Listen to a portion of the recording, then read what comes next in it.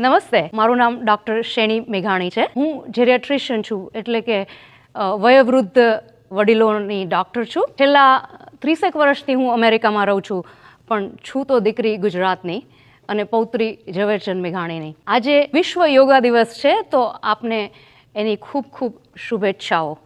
આ દિવસની ઘોષણા પાછળ માનનીય પ્રધાનમંત્રી શ્રી નરેન્દ્રભાઈ મોદીજીની ખૂબ ખૂબ પ્રેરણા અને પ્રયાસો છે, તો એમને પણ અમારા ખૂબ ખૂબ ખૂબ અભિનંદન અને ખૂબ શુભેચ્છાઓ. સ્વાસ્થ્યની વાત થાય તો મને થયું કે હું પણ જોડાઉં. મારા વર્ષોના ડૉક્ટરી અનુભવ ઉપરથી હું તમને થોડા સૂચનો આપીશ કે આપણું સ્વાસ્થ્ય કઈ રીતે જાળવી શકાય. જસ્ટ આપણા રોજબરોજના જીવનમાં નાના સરળ સીધા સાદા પરિવર્તનો લાવીએ અને આ પરિવર્તનો નિયમિત રૂપે આપણે આપણા જીવનમાં ઉતારીએ તો આપણા સ્વાસ્થ્યને ઘણો લાભ થઈ શકે. તો પહેલા મુદ્દાની વાત કરીએ તો મારા મતે બહુ મહત્વનું છે હલનચલન.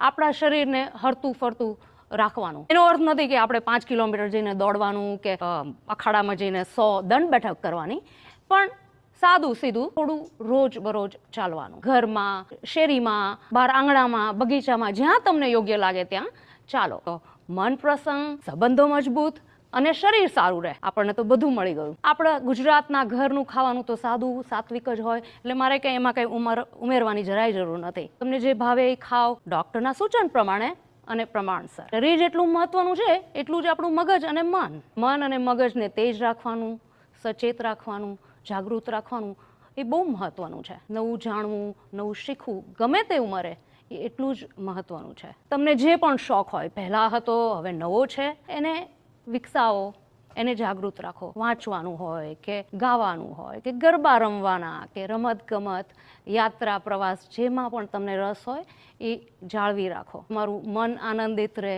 તમારું મગજ તેજ રહે, એને લીધે તમારા સ્વાસ્થ્ય પર ઘણો ફાયદો થઈ શકે. આજના યોગ દિવસ માટે તમને ઘણી બધી માહિતી મળશે. યોગ આસન માટે, ધ્યાન, પ્રાણાયામ. મારી એવી ઈચ્છા છે કે આમાંથી તમને કશું ગમે, તમને એ માહિતીમાં રસ પડે અને તમને એ જિંદગીમાં લાભદાયી નીવડે.